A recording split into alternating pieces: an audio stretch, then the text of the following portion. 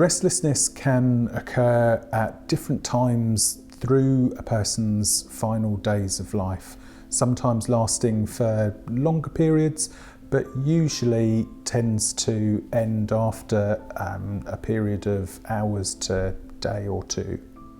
There are 5 main areas that you can look for to identify agitation.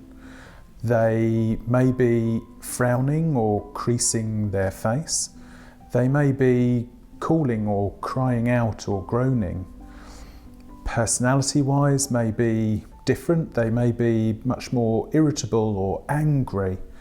Their limbs, their body tends to move around, not the same as a seizure, but they may well be flailing their arms or legs, kicking the covers off, or even plucking at thin air with their fingertips. So you may also notice changes to the person's routine as well. So this symptom may occur in the middle of the night or even during daytime hours.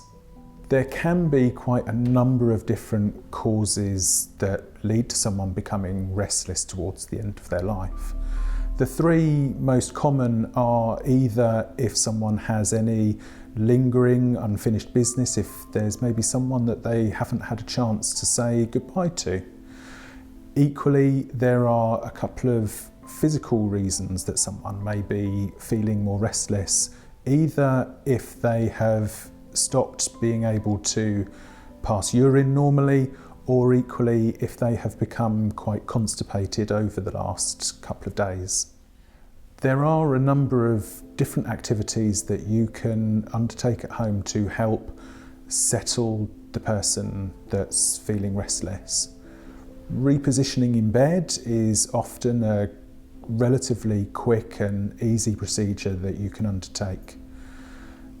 Equally, think about their senses as well. So for hearing, think of soft music or music that they may have enjoyed when they were more active.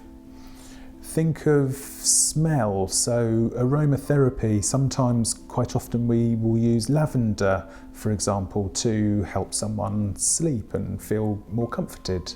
Touch is a key sense that you can really help with, so massaging their hand, even just holding their hand, touching their shoulder or any other parts that they're not experiencing any pain from in particular can be very helpful. Think a little bit about the environment that they're in as well. So it can be still really important to mark the passage of the day. So closing the curtains at night, opening them during the day, letting daylight and sometimes air, providing it's not too hot or too cold, can be simple but really reassuring for the person that otherwise may not be conscious at all of what is happening. If they are still partially awake or alert, then things at home like family photos, other objects may be particularly reassuring for them to see and reflect on. Please bear in mind that they will need their usual aids that they would help maybe with sight, their glasses or even hearing aids will still be really important for them to hear or see what you're trying to show them. So there are medications that we can utilise at home to help reduce the anxiety and agitation that that person is experiencing.